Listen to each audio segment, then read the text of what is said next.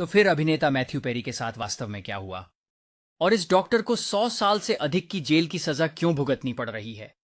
खैर, यह सब मैथ्यू नामक एक किशोर से शुरू होता है जो उस समय कनाडा में रहता था, और उसे एक समस्या है। उसे ऐसा लगता है कि वह काफी अच्छा नहीं है, जैसे वह एक बाहरी व्यक्ति है जिसे कभी प्यार नहीं मिलेगा। यह उसके लिए एक अत्यंत भारी अनुभूति है।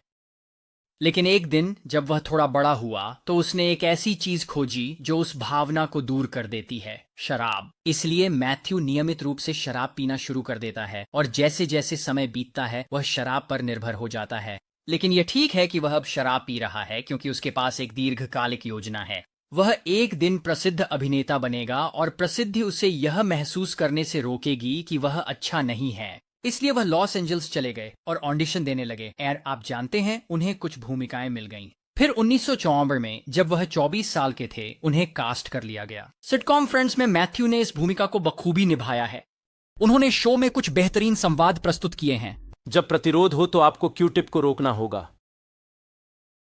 जैसा कि आप पहले से ही जानते हैं, यह शो न केवल हिट है, यह ग्रह पर सबसे बड़ा शो बन गया है। बेशक मैथ्यू एक बहुत बड़ा सेलिब्रिटी बन जाता है और दुनिया भर के लोग उससे प्यार करते हैं।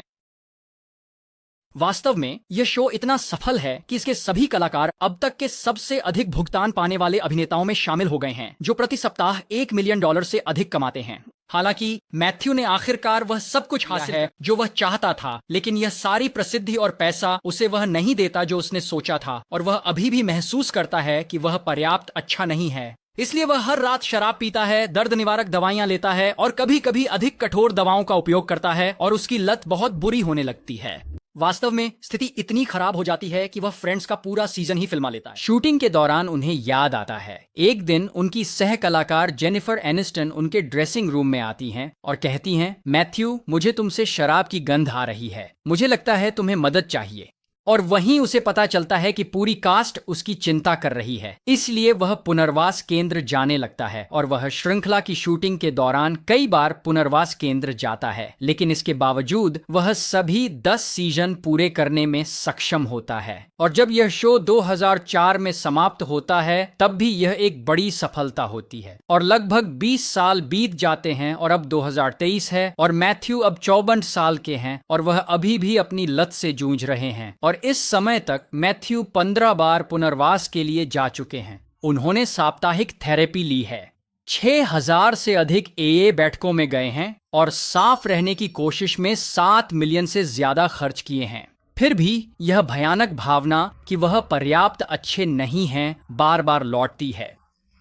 लेकिन फिर एक दिन उसे थोड़ी उम्मीद मिलती है। मैथ्यू अवसाद और चिंता से राहत पाने के लिए एक डॉक्टर के पास जाता है, और डॉक्टर उसे एक अलग दवा केटामाइन से इलाज करते हैं, और आश्चर्यजनक रूप से यह सच में काम करता है। मैथ्यू को इस भयानक भावना से थोड़ी राहत मिलने लगती है जो वह लंबे समय से महसूस कर रहा था। लेकिन केटामाइन के बारे में एक बात है, यह खतरनाक हो सकती है। इसलिए जब इसे निर्धारित किया जाता है तो सीमित मात्रा ही लेनी चाहिए। आपको इसे डॉक्टर की निगरानी में क्लिनिक में लेना चाहिए, ताकि वे आपके स्वास्थ्य की देखभाल कर सकें और सुनिश्चित कर सकें कि आपकी मृत्यु न हो। मैथ्यू ऐसा ही करता है, लेकिन केटामाइन कुछ घंटों के लिए ही असर करता है, और वह इसे हमेशा महसूस करना चाहता है, और इसीलिए उसे खुराक बढ़ानी पड़ती है, और हर दिन में कई बार अधिक लेना पड़ता है। और तभी वह इस व्यक्ति से मिलता है जिसे हम डॉ पी कहेंगे। डॉ पी एक स्थानीय चिकित्सक हैं, और जब वह मैथ्यू से मिलते हैं, जो प्रसिद्ध पूर्व फ्रेंड्स स्टार हैं, तो उन्हें तुरंत पैसे बनाने का मौका दिखता है।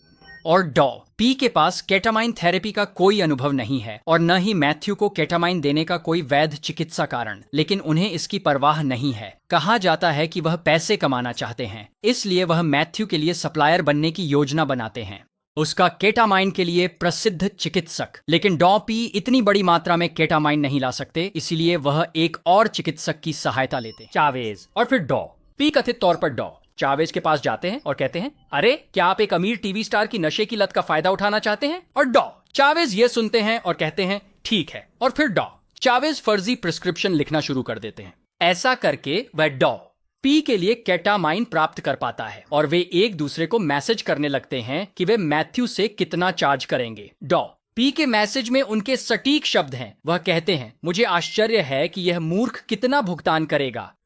चलो पता लगाते हैं। यह मैथ्यू पेरी के डॉक्टर द्वारा अपने ही मरीज के बारे में कही गई सीधी बात है। अब संदर्भ के लिए केटामाइन की एक शीशी की कीमत लगभग $1200 है। डॉ पी मैथ्यू से $2000 वसूलते हैं। यह तो बहुत बड़ा मुनाफा है और आप देख सकते हैं कि कैसे जल्दी ही डॉ पी कथित तौर पर मैथ्यू की लत से पैसे कमा रहे हैं और इसलिए वह इसे जारी रखना चाहते हैं। वह एक अभ्यासरत चिकित्सक हैं। उनके पास हमेशा मैथ्यू के साथ रहने के लिए पर्याप्त समय नहीं होता है, इसलिए वह केनी को प्रशिक्षित करते हैं। केनी मैथ्यू का निजी सहायक है जो उनके साथ निवास करता है और डॉ पी केनी को दिखाते हैं कि मैथ्यू को कैसे इंजेक्शन लगाना है ताकि वह अपनी मनचाही खुमारी पा सके। हालांकि केनी सिर्फ एक निजी सहायक है, उसके पास बिल्कुल भी चिकित्सा प्रशिक्षण नहीं है और अब मैथ्यू को हर दिन घर पर बिना किसी चिकित्सा निगरानी के ये इंजेक्शन मिल रहे हैं।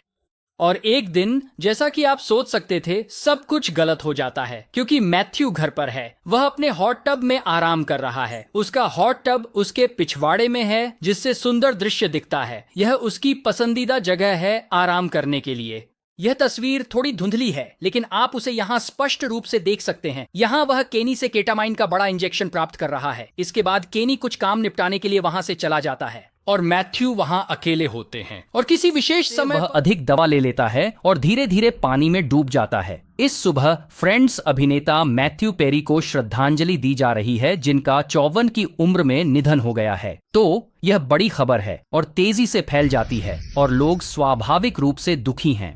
वह 90 के दशक में बड़े स्टार थे और आज भी फ्रेंड्स स्ट्रीमिंग पर हिट है। डॉ पी ये खबर सुनते हैं और शायद सोचते हैं, ओह, क्योंकि उन्हें समझ आता है कि वह मैथ्यू के डॉक्टर हैं तो उन पर आरोप लग सकते हैं। फिर वह कथित रूप से दस्तावेजों में हेरफेर करता है, जैसे मैथ्यू के लिए नकली उपचार योजना बनाता है और दावा करता है कि उसने उसे दी गई मात्रा से कम केटामाइन दी। लेकिन संघीय अधिकारी मूर्ख नहीं होते। बहुत जल्दी वे समझ जाते हैं कि ये दस्तावेज उनकी जांच को प्रभावित करने के लिए बकवास हैं और फिर धड़ाम वे उसे गिरफ्तार कर लेते हैं। असल जिंदगी में वह ऐसा दिखता है और फिर धड़ाम उन्होंने डॉर्मन चावेज और केनी को गिरफ्तार कर लिया। इसके साथ ही उसकी मौत से संबंधित 2 अन्य ड्रग डीलरों को भी पकड़ लिया गया। इस दौरान डॉ पी जमानत पर बाहर हैं और मुकदमे की प्रतीक्षा कर रहे हैं। इस मामले में उनकी भूमिका के लिए उन्हें 100 से अधिक वर्षों की जेल हो सकती है। हालांकि इससे उन्हें चिकित्सा का अभ्यास करने से नहीं रोका गया है क्योंकि बीआरओ अभी भी एक चिकित्सक के रूप में काम कर रहे हैं और स्वास्थ्य ग्रेड के अनुसार वह वर्तमान में नए मरीजों को स्वीकार कर रहे हैं। ओह, और वैसे वे वास्तव में अभी तक मुकदमे में नहीं गए हैं, इसलिए यह सब एक कहानी है।